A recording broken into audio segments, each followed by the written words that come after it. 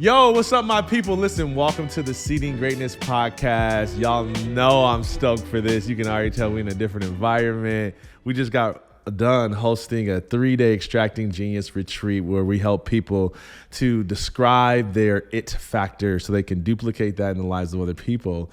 And we're doing an on-site podcast right after this experience.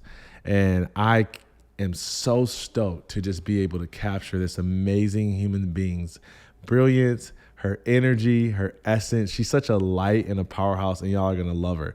Let me read to you a little bit about her bio. Christy Renee Stehle is a dynamic speaker, coach, consultant who specializes in helping organizations stand out and scale through the power of magnetic storytelling and presence. From chronic illness and spending 5 years traveling across 35 countries to helping organizations find clarity, structure, and consistency of their brand, Christy is a wealth of wisdom and a catalyst for change. Christy, I'm so excited to have you on today. How you doing? I'm doing amazing, Darryll. Thank you so much. Yes. So, man, I do want to get into your story because I think it's a lot. And I think it's good to hear people's stories because, it covers so much ground, so much. And I want to get into that. But like this phrase, magnetic storytelling, how'd you come up with that? Great question. Sometimes the truest things that are in alignment with us, we can't all the way remember the origin. We just know that it feels right and it came to us. And I know that it was a word that was birthed almost in jest, that I am magnetic, smoke follows me, people come to me for better and for worse. I seem to have this magnetic energy. And when it came time to translate that to others, how can I share this genius that I have? What does that mean? I began to get really intentional about my gifts, how to articulate that. And so this idea of magnetic storytelling was born through words that make people lean in, through words and communication and energy that inspires trust, that's memorable so you can be referred. And I love it because after that idea, I began playing with it, it started to get legs. There's this idea that magnets become magnetic because of their electrons that spin in the same direction. And I have this theory, this practice of internal and external alignment when it comes to communication. What do you mean by that? Well, in an organizational standpoint, it means the things that you're saying about your brand, are they true? What's your company culture like? How do you treat your employees? How do you treat your customers? Do you have clean systems and processes? Do you care about sustainability, the planet, other humans? How do you give back? And so in today's age, many brands mean to do all those things. They mean well, but they're actually not in practice. And so when you're communicating about your brand in a way that's not all the way true or specific, it falls flat in today's noisy digital age. Like people can read through it. They don't feel it. It's less of reading through it and more of just being ignored. I get that. It's like I'm scrolling on social media and I can kind of like, I don't know. For me, it's like something's got to connect with me. It's got to like, people say, scroll stopper or whatever. Like I think you can get like gimmicky with that game. Absolutely. Of like, I see like they throw a trendy clip of somebody falling off a mountain and then insert your brand message, but there's an authentic way to do it where you're capturing attention because of like your energy. It is. Words have energy even from behind the screen. And I think that that's something that's easily forgotten. But no, that's the reason we can feel each other on Zoom. That's the reason that we were able to conduct hybrid or remote work so well, because you do have an energy and so do your words. So good. Okay. So internal, external alignment is about like making sure that the words you express match the reality of who you are or what you say you do and all that stuff. Is that sort of what you're saying? Yeah, and it works for individuals too, is the story that you're telling yourself on the inside matching what you're saying on the external. And so a good example of this is in a sales meeting or a job interview. Are you telling yourself, I'm not worthy, I'm not good enough, I don't have the qualifications, but you should hire me and this is it? All right. And they can feel that. We all know that you're not going to convince if you're not convinced. So it works for an individual. It works for an organization in the same way. Oh, just love at a that. larger scale. You're not convinced. You can't convince if you're not convinced. Absolutely. Oh, that's powerful. I find that to be so true, that sometimes people are trying to get other people to believe in them before they believe in themselves. It's like, isn't it great? Do this thing. And like they try to force the program and features and the benefits on people because they really don't believe it themselves. Yeah. And the features and the benefits, no one cares. That's such a great point. You know, it's less about the features and benefits and more the specific reasons that this is going to impact my daily life. The more detailed we can get about the daily life. Yeah. You know, we've all heard, it's going to change your life. It's the best thing ever. Falls flat. We don't believe it anymore. Right. It didn't change my life. We've got a complicated life. One thing can make my life specifically better in this way. Yes. Ah, now you're speaking my language. Yeah. Ooh, it's about me. I see that. Oh, you got skills, man. Thank you. Okay, now let's get into the story. So I think they get you now. They can hear, what I see. Tell them a little bit about where it comes from. Give us a piece of your story. Words have been my life from my earliest age. I was reading Boxcar Children at age 3. What is Boxcar Children? Oh, goodness. Boxcar Children was this series of books for kids about like runaway ragtag type of group of kids. Not Jackson Public Schools. It's probably like a Nancy Drew type thing of a different, slightly different that is generation. either. You don't know what Nancy I'm so Drew terrible. is. We play Goodness. trivia like every Wednesday night. Okay. Try to play every Wednesday night, and it's us and a couple of friends, and they take it very seriously. And I'm pretty competitive, and the whole time all I'm doing is fighting the urge not to Google every single answer because I know nothing. So this whole box, I know none of these. Well, I'm names. a reader. Okay. The moral of the story is I've been reading from a very young age, and I never stopped. Books were always my escape from what I felt was a small town upbringing, a small world. I always dreamed of more. And where are you from? Words allowed me to do that. I'm from Marietta, Georgia, just outside of Metro Atlanta, which is not a small town at all anymore. Right. But growing up, there were cows across the street. In Marietta? In Marietta, dude. I've seen it explode through my lifetime. Wild. To the point that when I moved back in 2020, I had traveled overseas for 5 years. I had this urge, a calling to go home that I wanted to fight. I'm like, no, I lived in Florida before that. Anywhere but there. It was like, go home to Marietta. It's pretty serious. I'm like, okay, that's fine. That's cool. I can go to this small town. It's not going to cost a lot. I'll be in the country. That's probably great after all the noise and everything. And I got back and whoa, this is a really desirable area. Everybody wants to be here. And it was really surprising. But when I grew up, it was small and I dreamed of bigger things. And I was always interested in culture. My next door neighbor was of Turkish descent. A best friend in middle school. Her family was from Sweden, and she was here for a few years. So I always just sought different cultures for different perspectives. And I learned at an early age that even though we all look different, even though we have different dreams, we sound different, we're so much more similar. Than traditions would have us believe. Totally. And I think that it was that curiosity for different cultures and connection that led me to explore the world's cultures, that led me to come home and say, I can create community with what I know of the best of all the cultures that I've traveled and experienced. Totally. And the quality of our communities determines the quality of our lives. Yes. So I'm very passionate about bringing what I know and helping local businesses and telling their stories, and the people who are purpose-driven or impact-driven want to make the world a better place. Let's tell those stories. Yeah. Let's create better communities. Speak my language now. Don't get me hype over here. Tell us. Let's go. I love that. So I don't want to breeze past this because it's rare that you find somebody who's traveled 35 countries in 5 years. What's like some of your biggest memories or takeaways from that experience? Like, what did that teach you? Everybody always asks me, what do you think the first question they ask me is? Probably food.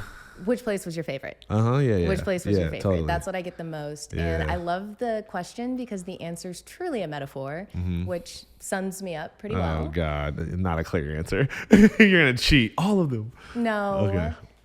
My favorite destinations were the ones with the least expectations. Okay. And that happened because I was force kicked out of Europe. I fell in love with Barcelona halfway through my visa. And instead of going to the rest of the countries that I had planned, I stayed in Barcelona.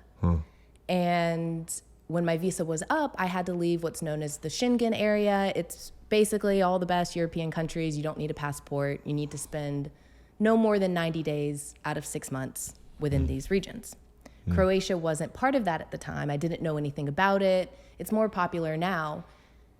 So I almost boo-hooed my way to Croatia on the train. So disappointed to be leaving. And it blew my mind.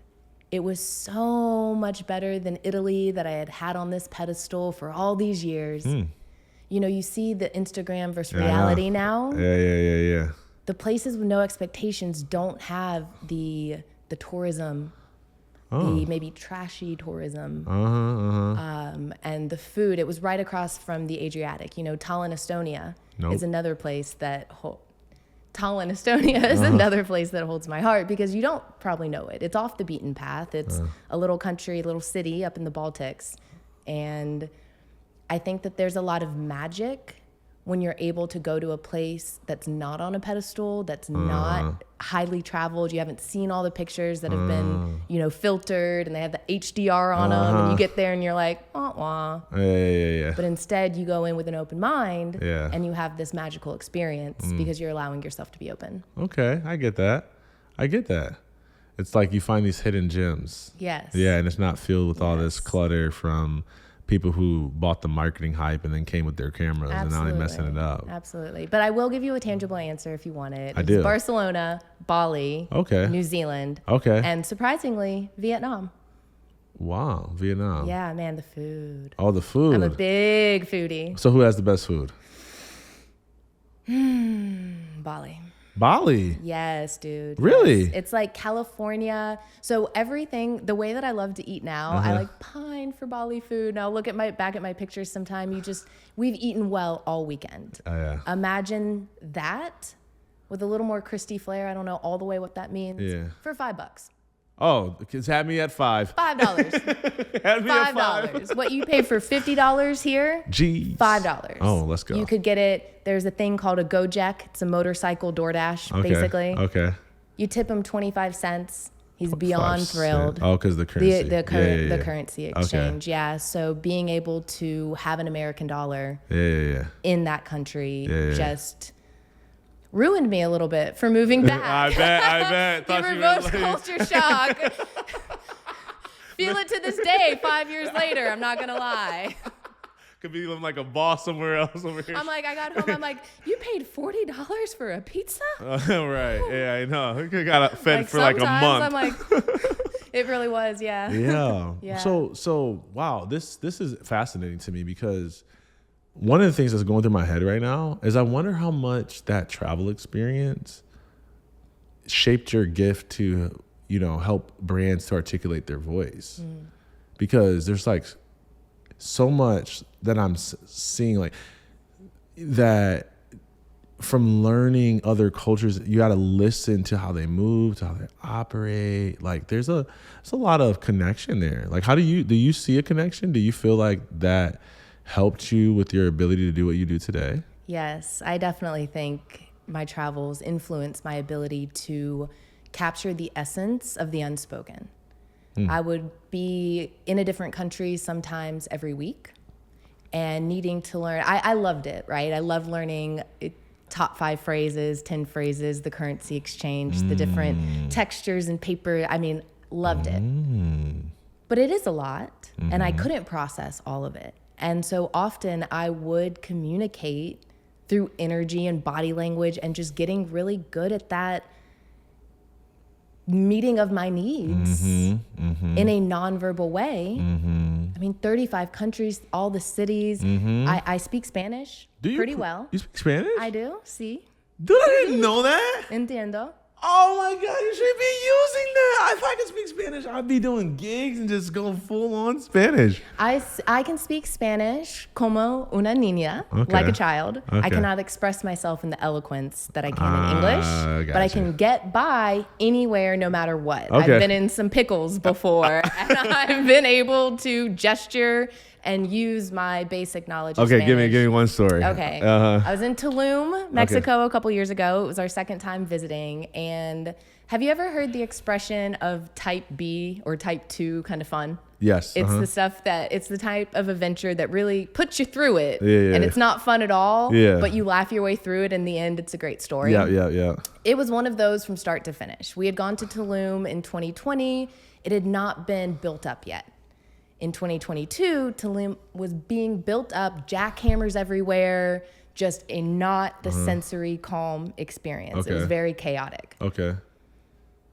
Handling that all right. This is fun. We're on an adventure with my best adventure partner, my boyfriend Nate. We're getting it. Our motorcycle dies. Okay. Must be out of gas. Start walking. There's no gas station close. Trying to ask people. So we're hoofing it on foot for 15, 20 minutes. Not that long, but sometimes streets, even 5 minutes is too long. Oh, yeah. This is how it was. And so we're going to a very non-tourist part. We walk up to the gas station. Finally, I think a taxi pities us for a while, desperately overcharges us, takes us, quarter mile down the road. We get out. On foot, walking up to this gas station. All the motorbikes are in the cars, everything. How are we going to get this gas back? Oh my gosh. Okay. Let's go into this little store, see what they have, the little gas station store. No, nunca, no. Oh my God. I'm like, freaking por favor, out. ¿Tiene una cosa? Do you have a thing? Is there a thing here? Una cosa hay. No. Por favor. Ayúdanos. Help us. And I explained, we're here, turistas, pedir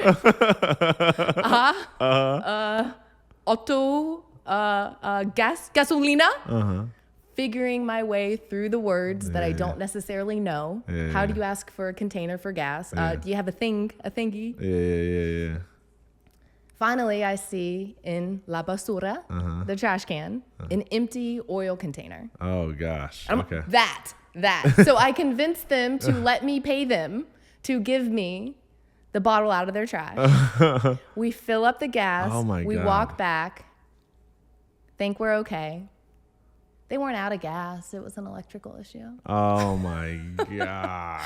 But that's one of my crowning moments of feeling just pretty awesome. Yeah. And to hear Nate tell the story is fun because it shows me just how much that little bit of language is an asset. Yeah. Because I can get my needs met Right. in any Spanish-speaking country. Right. And that's really empowering. Right. And in that story, it's so clear that you're trying to use language, but also the energy you're giving off communicates one of trust or non, right? Because you could be trying to gasolina, and they're like, "Are you trying to burn the place down? Like gasolina? What do you need gasolina for?" Versus like, "Oh, I can sense from this person that she needs help."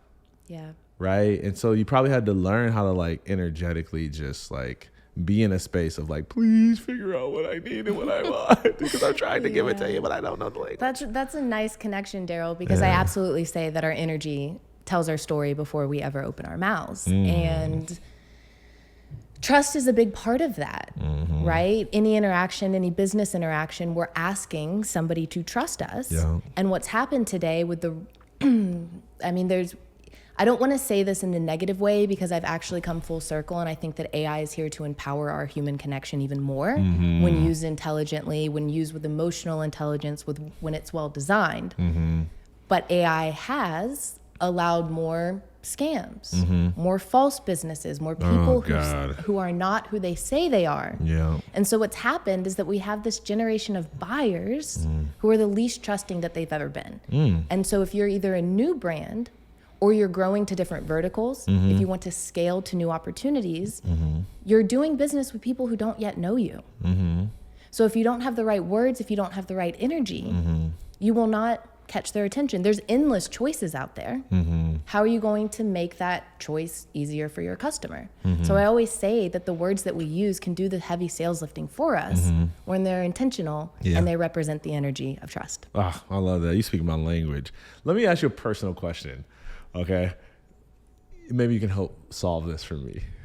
So it's like weird because you're my client too. So I'm like, it's going to help you, help me help you. So help me help you. Okay. I have a hard time getting people to believe in what you just said around the energy. Your energy speaks before your words ever do. Or what's the quote you say? Your energy tells your story. Tells your story. Before you ever open your mouth. Oh, before you ever open your mouth. Okay, I got you. Either. So your energy tells your story before you ever open your mouth, right? Like, amen, sister, right? And I say my own version of that to people, right? You know, it doesn't matter what you say, it matters how you say it, whatever version. And people still get so caught up in the specific word that you're using, and they still think, like, I can tell them all this, finally get them into their essence, write their words, help them speak their speeches, and they still leave with this takeaway that, like, oh, you're just better with words than I am. It's the wording that you're using, and they're missing that the wording is coming from the energy. So I'm curious, have you been successful helping people to grasp that, or do you struggle with it like I do? I expected to struggle with that, and I held myself back from talking about energy in the way that I knew energy matters because I was worried about that. Yeah. And I've actually found the opposite. I've gone into these rooms with large organizations, large audiences, and I talk about energy, and they're leaned in. Really? They're on the hook. They're there. And I've given it some thought.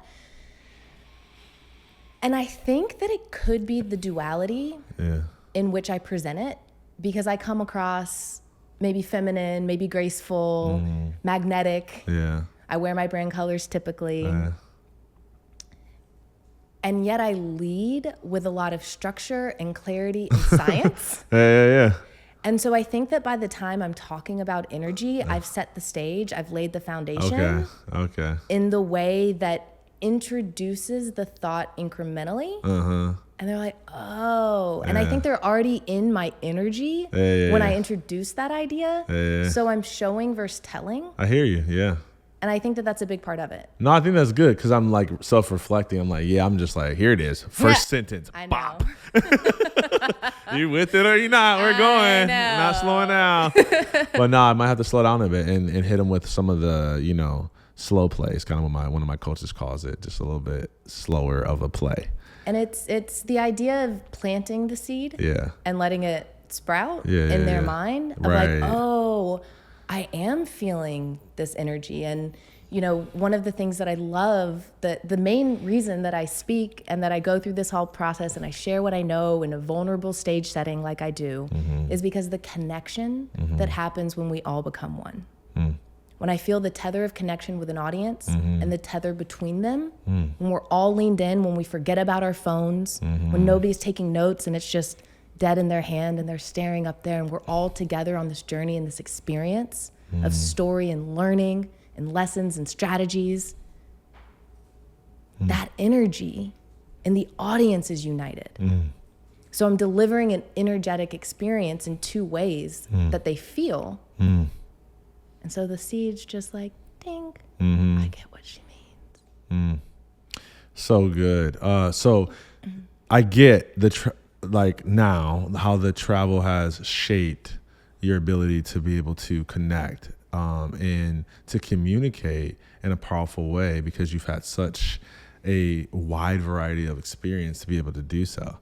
And I also know enough about your story to know hey, there's this whole period that you had working for an agency, doing branding, architecture, and copywriting, and all this stuff. And I'd love for you just to share a little bit about that experience, because I think that is it's almost like the traveling gave you the art, and the agency gave you the science. And so I'm just curious to hear about that experience a bit. I think about this all the time. I almost went into corporate advertising kicking and screaming. It is not what I wanted to do. I moved back after my travels, after having had the opportunity to lead an audience from the Mind Valley University main stage. That was the best day of my life, hands in the air. This is what I'm going to do forever. Moved home. We all know COVID hit. Yeah. That was a dead end for me. And I literally fell into advertising. I believe that it was my passion and curiosity that had me meet the right people. I always teach people that if you're starting over in life, you're rebranding, a new identity, follow that passion. Yeah. Speak with it, lead with it, and you're going to pull the right people to you. That's good. And that's what happened for me. That's good. And I got promoted 3 times in 2 years. My boss's boss rearranged the flow chart so that he was like, I don't know messaging like you do, but I can see that you do. Let's go. Build some stuff. And even still, I was kicking and screaming. I want to be an entrepreneur. I want to share my message. I want to be on stage. I don't want to be here. I have all of this knowledge about my personal transformation with health, coming out of chronic illness in my 20s. I healed. There weren't answers for me. Once I found the answers, it was so simple. I believe every human has to know it, or has the right to know it. What was the illness, if you don't mind me asking? It all stemmed from gut issues, but it looked very sporadic. My hair was falling out. I had horrible adult acne. I found a large lump in my right breast. I couldn't digest food. So this was all before the travel. Jeez. And as a foodie, I was restricted to eating nothing but steamed rice, steamed bell peppers, and steamed carrots. No garlic, no onions. I couldn't handle the, they're called like FODMAPs. It's an acronym. I've got all of this wealth of knowledge on food, and I wanted to share it. And here I was learning all these new things. And I mean, in hindsight, everything becomes clear. And I see now that was, I had learned so much art. I learned really the food and the gut communication. That comes down to our internal communication, our gut instinct, our gut intuition, guts, courage. So it's a big part of the foundation. For sure. But I didn't see how it came together. And in hindsight, I've been so grateful for that time I was kicking and screaming and learning from the best of the best, because that was an Emmy-winning agency. I had creative directors who had been in the business for decades directly mentoring me, helping me shape what was my skill. So I was not the potent, concise communicator I am today. And having them just really, we had the time, the space, the budgets to be very nitty-gritty. And I worked on everything from national TV commercials to radio campaigns, social media websites, billboards. Man, you'll have a client want to tell 5 stories in 3 words going 70 miles an hour. Don't get me started on billboards. I think billboards are one of the biggest waste of money in advertising, because number one, it's way too much freaking information on the billboard. Number two, you'd be surprised at how many billboards don't even have a call to action. It's like, got milk, but no gotmilk.com. Got Milk actually has it, but you get my point. It's like why did you pay all? And billboards are expensive. Yes, I do. They are not cheap. They're more expensive than digital advertising in a lot of spaces. And so it's like, man, I just feel like it's such a waste. So anyways, rant. Okay, back to this. I actually have a hot take with that as well. I think that there's a lot. Thankfully, now that I'll say this. I was affected by AI revolution as a copywriter, as a creative director. That wasn't valued in the way that it was pre-ChatGPT. It just wasn't. Right. It was a blessing for me because it was my invitation to step into my own thing, go after it, really help brands at a bigger and better level. So I say this with experience when I say this. Agency partners are so bloated. Brands need to have an in-house communication, marketing, branding department that is trained by somebody highly specialized who can help them, not just do for them, but teach them how to do that for themselves, because marketing is in everything. And this goes back to that alignment thing. It's very hard for most brands to articulate in the nuances necessary to an agency partner how to speak in the essence of their brand. And without that, it's a pretty big waste of money, to be honest with you. I saw it firsthand. So that's what I love to do, is to go into companies and help them understand how to articulate the essence of themselves so that any employee or team or AIE can help strategize or write in the nuanced language of them. I get it. Can you give me an example from like, I don't know, a past client or? Sure. Yeah. Of which part? Like I want to, like I'm big on before and afters, right? I like to see before what we're saying and after what we're saying. So it's like, okay, you're working with this client. It's like they got all this communication going out, but yeah, it's not their actual essence, or it's not communicated with the right guidelines, or like the person who's doing it is not like, they haven't got, there's to me, there's like in a big brand like a Chick-fil-A or something, it's different because there's a couple different layers, and like the whole organization sort of has to, there's like this team culture thing that is built. For someone like me who has like a small team, it's like one person that's, might help me with that messaging, and there's a disconnect, right? Like I legit don't, number one, I like doing my own marketing and stuff because of my voice. But one of the reasons why I've never delegated any of that is because I'm like, they're not going to be as dope as me. And I'm sure people feel that way of like, are they going to be as dope as me? Is the communicator, the promotion person going to be as passionate, as articulate, as charismatic, as effective as the CEO, right? Yeah. Unless you have documented brand standards, the answer is a big fat no. No, you're right to feel that way, but it is possible to communicate that essence. You just have to break it down, get specific, granular. So I have a process that I did work with, 5 years on Saya. They were one of our biggest clients, transportation and logistics company. They came to us and they were $1 million brand. By the end of the 5 years together, they had exceeded the $1 billion annual revenue in an industry that was on a steady decline. They rose above, and I really helped develop their story narrative. I learned the brand voice. I spoke that brand. Now, so this is a good example. I love what we're doing. Saya is the name of it. So like, what were they saying before, and then like when you went through this process with them, like how did you help them? Like I don't need to know the process. I want to kind of know like what were I don't know, something's there. I want to hear the before and after of that. Massive growth. Very big growth. Jeez. Very big growth. And of course, there's a lot of things that they did, but it was this goes back to the internal alignment. They took care of their people very well. Totally. They cared about the environment. But had they not been able to articulate that in very concise brand copy, where you only get a couple words sometimes, your stakeholders, your customers, your potential customers, they don't know that story. So a good example of that, two are coming to mind. I'll share the first one because I think it's a little easier to grasp. Okay. I was in charge of directing one of their email campaigns. Okay.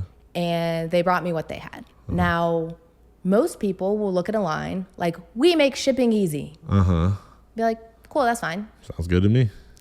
Now, everyone has something like that. That's we language.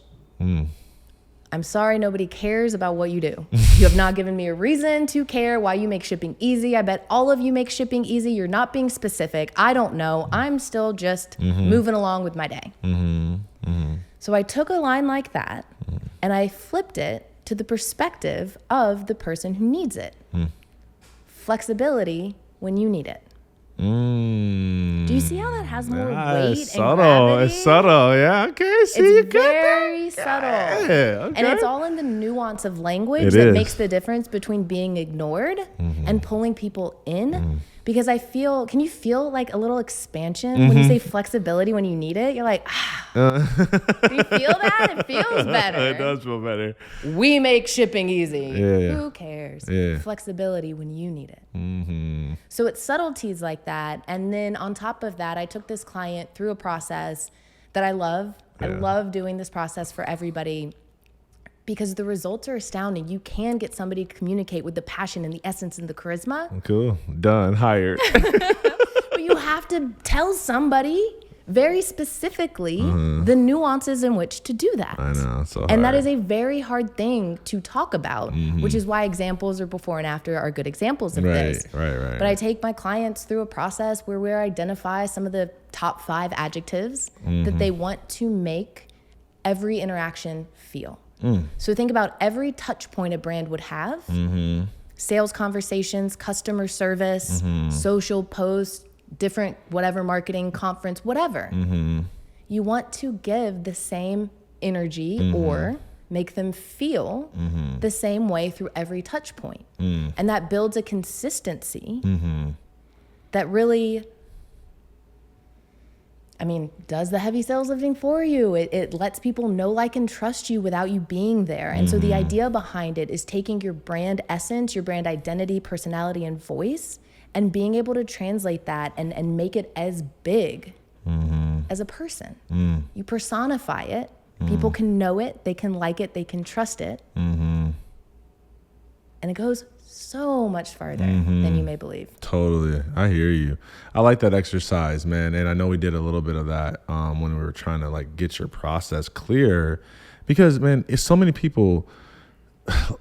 You hear all this stuff that's coming out of your mouth right now. It's just, you've got this wealth of experience with 35 countries and freaking all this agency work and these levels of assignments and projects. And it's like, there's a lot that goes into being able to put brand identity and messaging together and helping people's authentic voice to spread across their organization and to the customers that need it. And even the advertising wordsmithing of the example that you gave us. And it was just like, man, all that stuff has to be distilled into a process that people can follow. And so, like, I love that we went through that little exercise, because I had the opportunity to do the 5 adjectives. And for me, the thing that came up for me when I did that was intentionality. Because I was like, if someone is out there representing me, it's not that they're a bad person, but there's a difference when you know that you're supposed to be cultivating an intentional emotion. So if I go and I know that, what's one of the words we came up with for me as an adjective was, what was it? We had bold, yeah. Oh gosh. Inspiring. We did. We had inspiring. What was the middle one? Loving, faith. We had spiritual. And then I allowed 2 words for the last one. What went with playful? Playful wonder. Okay. Ooh, I like that. Yeah. I like it. Yeah, I was like, I'll allow 2 words for that. I'll allow that. Paints a picture. I like that. So playful wonder is a good example. Like, see how when you hear that, doesn't that make you want to do something different than what you would normally do in any other scenario if you weren't thinking about playful wonder? You feel something. Yeah. And that's really what it's about. Being intentional with communication that makes people feel. And there's a method to it. There's a process to it. And it's very, very powerful. So good. Okay. So what's now for you? There's a lot on the horizon. I'm really excited. I've just been awarded a business grant that came with a pitch competition that's allowing me to invest in the systems and support that I'm able to serve so many more types of clients, from local businesses in my community to family businesses in my community, to be able to fly out to Vegas this October to speak at the world's largest event industry conference. I'm able to expand. I have a monthly webinar series that's coming up, starting my live stream podcast, which is coming up. That'll all start next month. Let's go. I have a speaking engagement in about 2 weeks. I've got a keynote to a women's audience in August. And in between all of that, I'm very plugged in with my local community and doing different events, different give backs, just sharing my voice, my message, helping brands who want to do better but don't know how to break through that noise to establish that trust, to get that momentum and growth. Helping them in a way that they can afford, they can apply, they can implement. So we all rise together, baby. I get it. Oh, it's beautiful. What's the driving force for you behind all of that? Like, what's the why?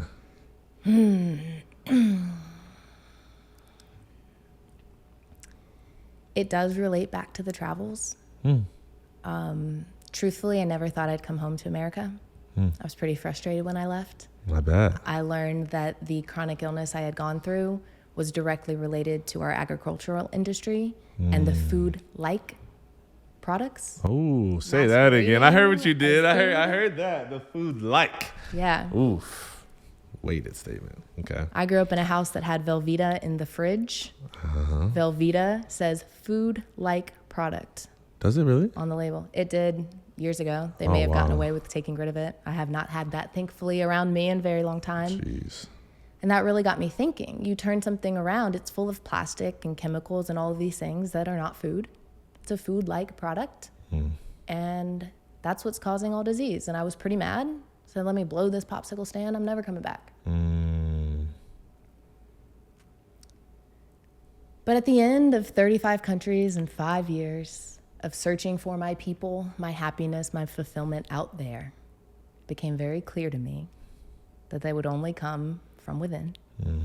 And in order to get in touch with that, I needed to go back to my hometown, which unfortunately is a healthy food wasteland. I knew what I was getting into. And so for me, the local businesses that I've been helping develop their pitch, their public speaking, how I can articulate my idea, my essence better in a way that's captivating and moves people so I can get ahead, I can win financing and grants. I'm really focused on building a better community. I've seen some of the best. Other cultures have more support, more community. We're not supposed to do all the things that we do on a daily basis alone. I believe that's why a lot of us have mental health challenges. It's from the isolation. It's from the overburden. We're doing what we should be doing in community all day, every day. And we're burning out and we're tired and we're exhausted. So what drives me is truly building a better community for me to live in, because I've gone everywhere. And while I think so many places are so much better, it's not my hometown. It's not my people. It's not where I'm supposed to be, because I'm supposed to take that knowledge and help make it better here. Dude, that's inspiring. That is. I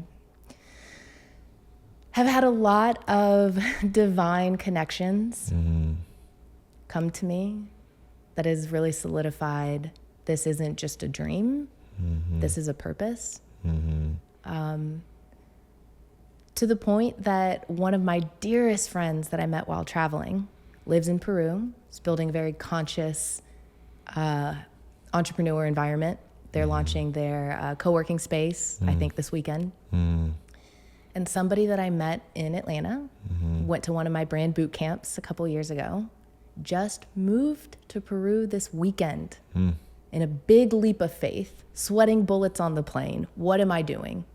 Because he knew that he was supposed to be there, and I introduced them. They've never met in person. But the communities, I told my friend when I moved back, I don't know why I'm supposed to be in Atlanta, but I know, man. He's like, come visit me here. Dude, I'm supposed to be here. I'm fantasizing about being there, but I'm supposed to be here. I need to stay here. I need to stay in this work. I need to see what this is about. I need to stay here. So when I got the video of them in the Peru mountains behind them, like, community, yes.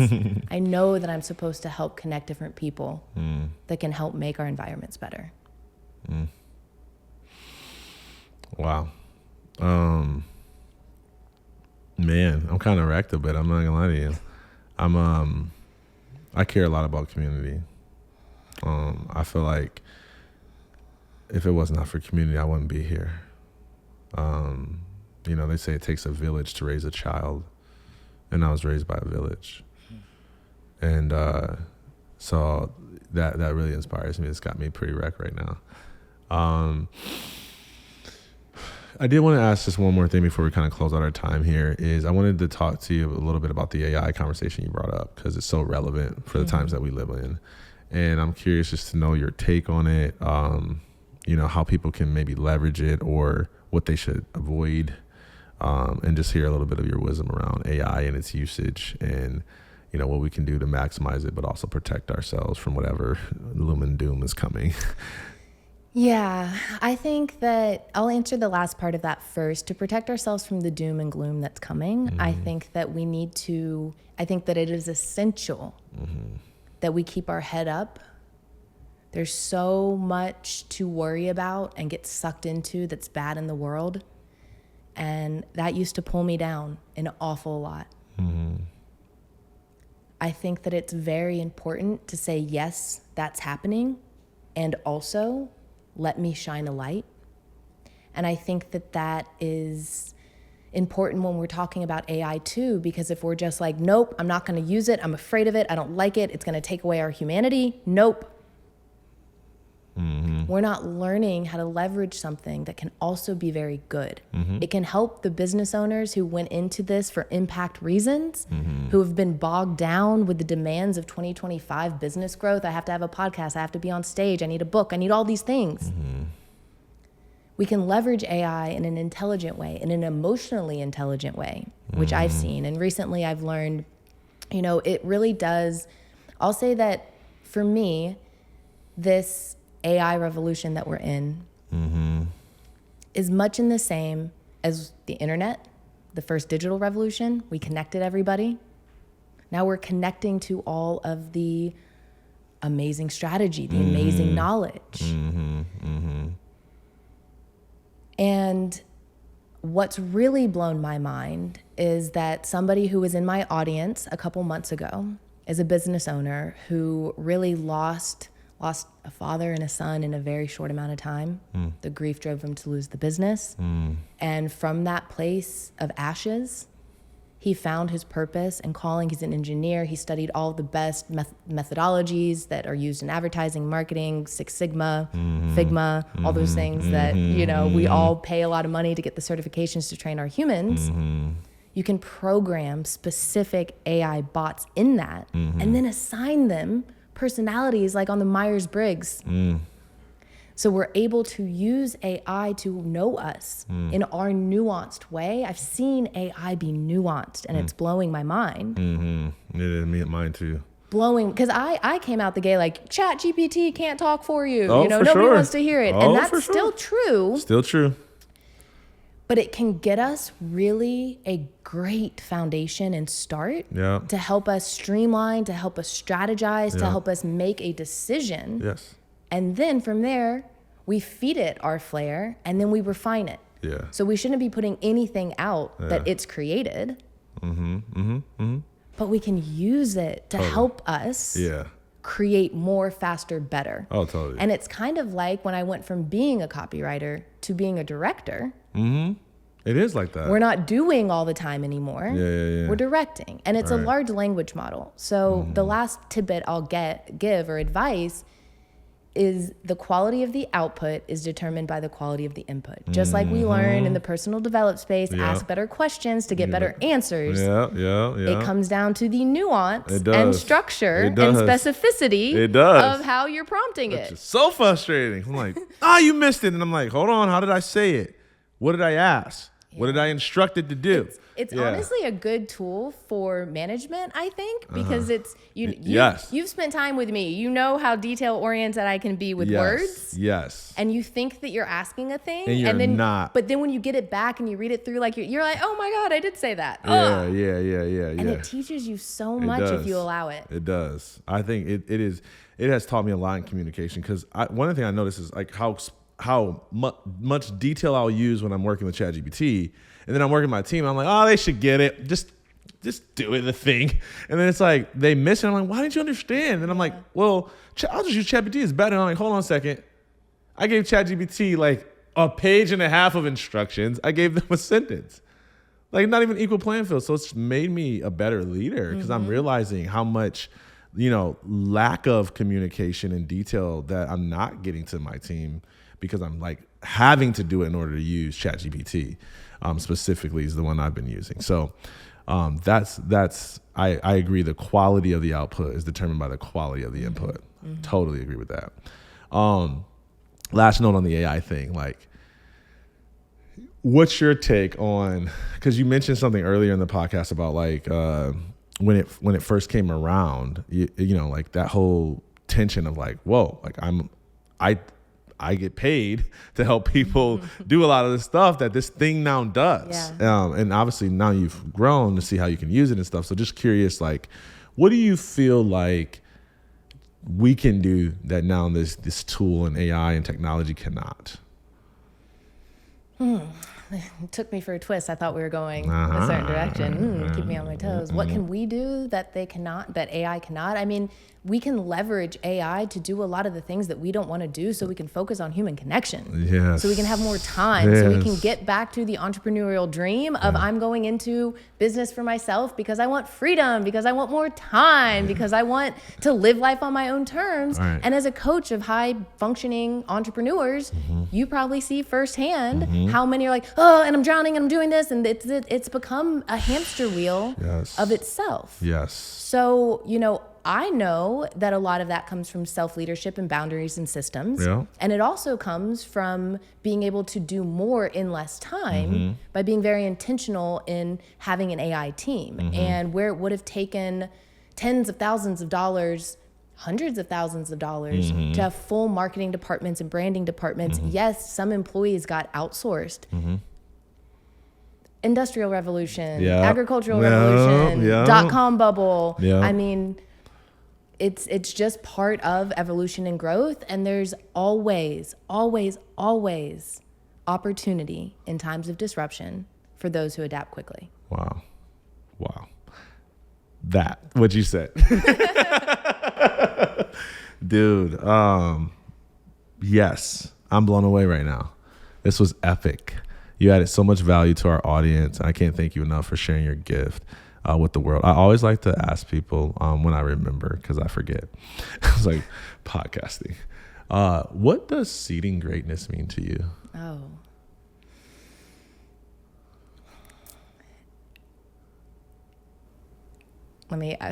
What does seeding greatness mean to me?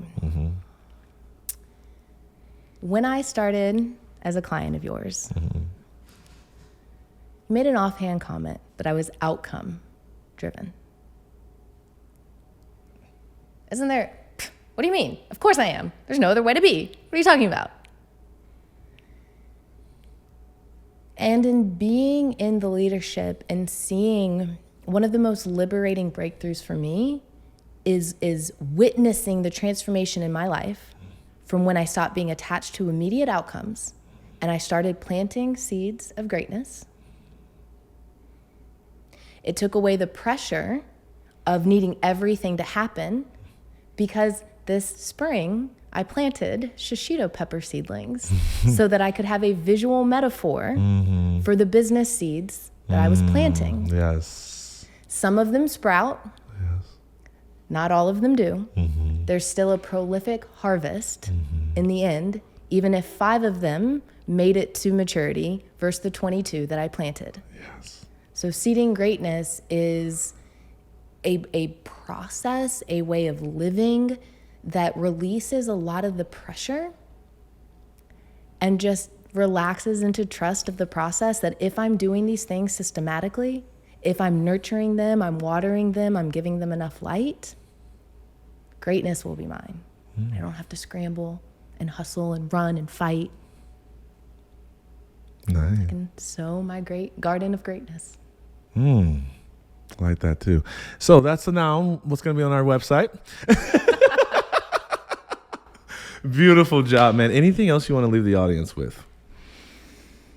What I'm feeling called to share is just tap into as much positivity as you can right now. If there's a leader that inspires you, if there's, I love peppering my Instagram feed with good news, good news only type of accounts. And I think that it's really important in the world that we live in to sow or nurture our mind, the garden of our mind, with a lot of positivity, because what's pumped out is negativity.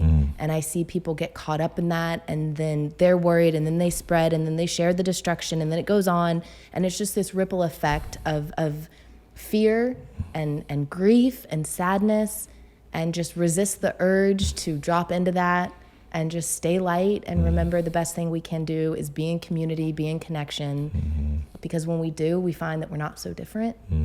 That's a really good feeling. Perfect. Y'all, Epic, ain't it? Freaking nailed it. So excited, man. We talked about so much on this podcast. You know, one of the things that I'm committed to is not just pumping more information on the internet without inviting people into application. And so if you just tuned in, go back, listen from the beginning. We talked about a lot, 35 countries, energy, words, advertising, AI, personal growth, community building. There were so many topics that we hit on and covered and touched. Go back and find one thing, just one, that you can implement today. Don't put off to tomorrow what you can do today. So whatever that one thing is, we'd love for you to share that with us so that we can cheerlead you on, so that we can celebrate your momentum and your progress. Because we just believe that everybody's problem is tied up in a person. And so if we could just hold people accountable to when they hear people like Christy speak, to do something with that knowledge, I think we'll start to eradicate these major problems in our world. So take something, put it into action. Let us know about it. We're here to celebrate you. Make sure you subscribe, like, share, all that good stuff, and come out to our next Extracting Genius retreat in August. We'd love to host you. Christy, thank you so much for coming on, and can't wait to just continue to watch your greatness to grow. Thank you. Yeah. Epic job, man. You freaking nailed it. Come on. Epic.